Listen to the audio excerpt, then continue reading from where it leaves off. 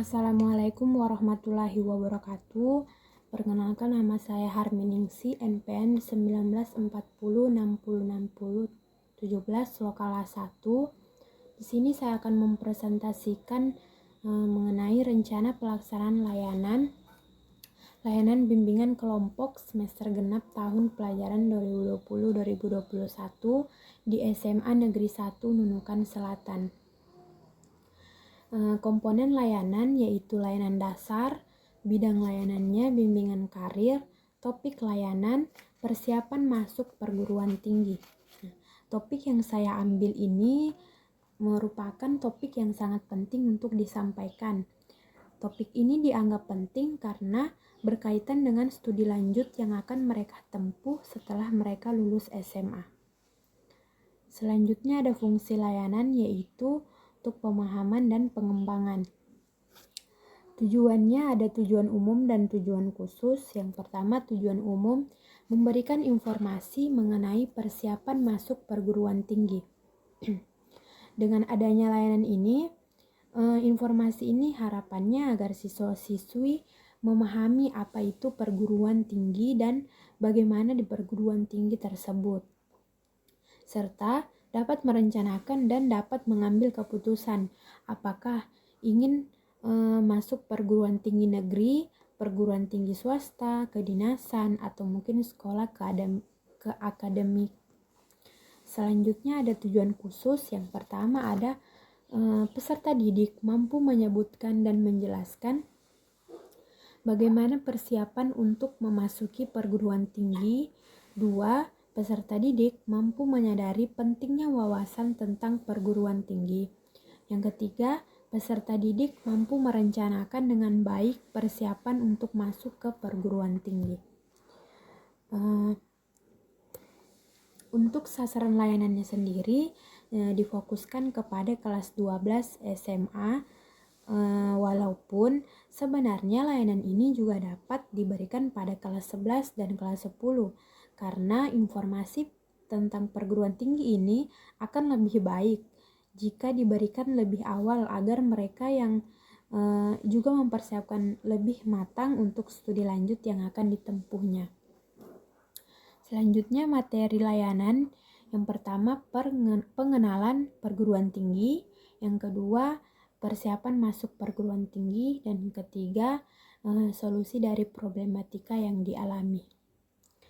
Waktunya 1 kali 40 menit, yaitu satu pertemuan. Sumbernya dari internet. Metode atau teknik yaitu diskusi dan tanya jawab. Media yang digunakan laptop dan PPT. Selanjutnya di bagian tahap awal pendahuluan, yang pertama ada pernyataan tujuan. Nah, di sini yang pertama-tama membuka layanan dengan salam dan menanyakan kabar, berdoa, dan menjelaskan tujuan yang akan dicapai. Di bagian B, penjelasan tentang langkah-langkah. Nah, konselor menjelaskan rangkaian kegiatan yang akan dilaksanakan, tugas serta tanggung jawab peserta didik. Di bagian C, mengarahkan kegiatan atau konsolidasi. Konselor memberikan penelitian mengenai topik yang akan dibicarakan. Yang bagian D, tahap peralihan atau transisi. Konselor menanyakan kesiapan siswa dalam melaksanakan kegiatan ini. Yang kedua, mengajak peserta didik terlibat aktif dalam kegiatan layanan ini. Di bagian kedua ada tahap inti. Bagian A, kegiatan peserta didik. Nah, yang pertama, peserta didik diharapkan memperhatikan topik layanan yang disampaikan oleh konselor. Yang kedua, peserta didik diberikan kesempatan untuk tanya jawab mengenai topik permasalahan ataupun informasi untuk penyesuaian diri dan pengambilan keputusan dalam persiapan masuk perguruan tinggi. Yang ketiga, konselor memberikan arahan kepada peserta didik untuk membentuk kelompok kecil dan saling berdiskusi satu sama lain. Di bagian ke B, kegiatan guru bimbingan dan konseling dan konselor. Yang pertama, Konselor menjelaskan pentingnya topik tersebut untuk dibahas. Yang kedua, konselor memberi kesempatan dalam segala ide-ide atau gagasan yang dimiliki peserta didik. Yang ketiga, konselor menjawab pertanyaan yang diberikan oleh peserta didik. Yang keempat, konselor menginstruksikan peserta didik agar tetap tenang selama kegiatan berlangsung. Tahap penutup. Konselor menjelaskan bahwa kegiatan bimbingan kelompok ini akan diakhiri. Yang kedua, konselor menyimpulkan dari topik pembahasan yang telah dibahas. Yang ketiga, konselor mengucapkan terima kasih atas ketersediaan kehadiran peserta didik. Yang keempat, konselor menutup kegiatan dengan berdoa. Di bagian evaluasi, ada evaluasi proses dan evaluasi hasil.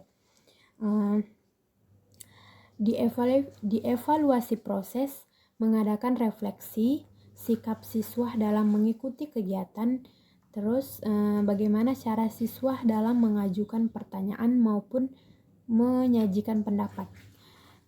Bagaimana cara siswa berdiskusi dengan teman sebayanya. Di evaluasi hasil, yang pertama merasakan suasana pertemuan, yang kedua cara konselor menyampaikan materi, yang ketiga evaluasi rangkaian kegiatan yang diikuti. Setelah itu menutup kegiatan dan tindak lanjutnya, yaitu memberikan gambaran untuk rencana jurusan yang akan dipilihnya. Baiklah, mungkin itu penjelasan mengenai RPL. Selanjutnya di sini saya akan menjelaskan di bagian medianya. Nah, selanjutnya media yang saya gunakan yaitu media PPT. Nah, di PPT ini mengenai materi persiapan masuk perguruan tinggi. Selanjutnya ada pengertian perguruan tinggi, yaitu istilah perguruan tinggi yang digunakan untuk lapisan kedua identik dengan istilah perguruan tinggi yang disebut dalam Peraturan Pemerintah Nomor 30 Tahun 1990, yaitu organisasi satuan pendidikan yang menyelenggarakan pendidikan di jenjang pendidikan tinggi, penelitian, dan pengabdian kepada masyarakat. Perguruan tinggi sebagai masyarakat tidak terlepas dari suatu masyarakat besar yang menjadi lingkungannya, pengertian atau ungkapan universal, atau yang menjadi induknya, pengertian atau ungkapan paternalistik. Selanjutnya ada fungsi perguruan tinggi. Yang pertama, membina kualitas hasil kerja perguruan tinggi. Yang kedua, merencanakan pengembangan perguruan tinggi. Yang ketiga, mengupayakan tersedianya sumber daya. Yang keempat, menyelenggarakan pola manajemen perguruan tinggi. Selanjutnya, tujuan perguruan tinggi. Nah, yang pertama, berkembangnya potensi mahasiswa agar beriman dan bertakwa kepada Tuhan Yang Maha Esa. Yang kedua, menghasilkan lulusan yang menguasai cabang ilmu pengetahuan dan teknologi untuk meningkatkan sumber daya manusia dan daya asing bangsa. Yang ketiga, dihasilkannya ilmu pengetahuan dan teknologi melalui penelitian yang memperhatikan dan menerapkan nilai humaniora. Yang keempat, terwujudnya pengabdian kepada masyarakat berbasis penalaran dan karya penelitian yang bermanfaat. Selanjutnya, persiapan masuk perguruan tinggi. Nah, ini nih sangat penting. Yang pertama yang harus disiapkan adalah mental. Yang kedua, keyakinan. Yang ketiga, syarat dan administrasi. Yang keempat, biaya. Dan yang kelima, kesehatan. Baiklah, mungkin itu saja presentasi RPL dan media dari saya. Kurang dan lebihnya mohon dimaafkan. Wassalamualaikum warahmatullahi wabarakatuh.